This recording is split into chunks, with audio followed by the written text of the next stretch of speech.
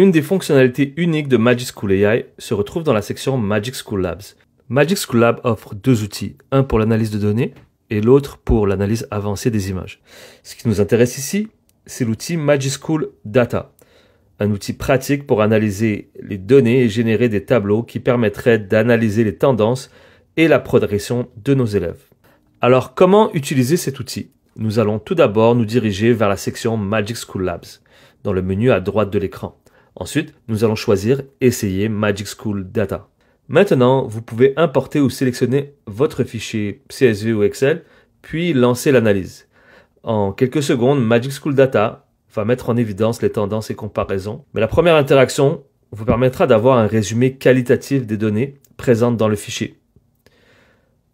L'outil en ce moment est en mode développement et n'est pas disponible en français. On peut cependant demander à ce que la conversation se passe en français, comme je le fais maintenant. Et nous aurons nos informations dans notre langue de prédilection. Une fois le résumé dévoilé, comme ici, qu'il s'agit d'une évaluation commune en mathématiques, eh bien, le système va nous proposer des suggestions d'analyse, comme par exemple voir la distribution des scores des élèves ou analyser les questions les plus difficiles. Cliquons sur « Voir la distribution des scores des élèves ».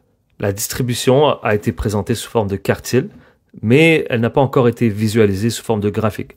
Alors nous allons lui demander de visualiser la distribution des scores telle qu'il nous le propose. Et voilà, en quelques secondes, il a été capable de nous générer un diagramme à bande nous représentant la distribution des résultats.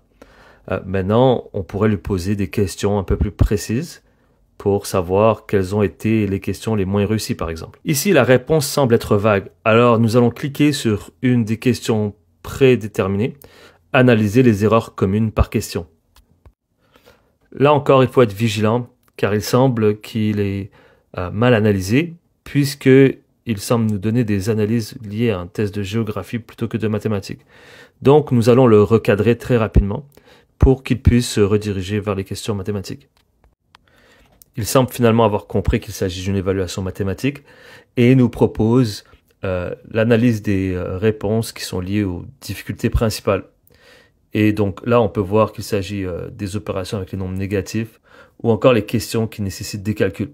Une fois qu'on l'a recadré, il a été capable de nous ressortir les difficultés principales des élèves. Par la suite, il nous offre d'autres questions préétablies. On va utiliser la visualisation des taux de réussite.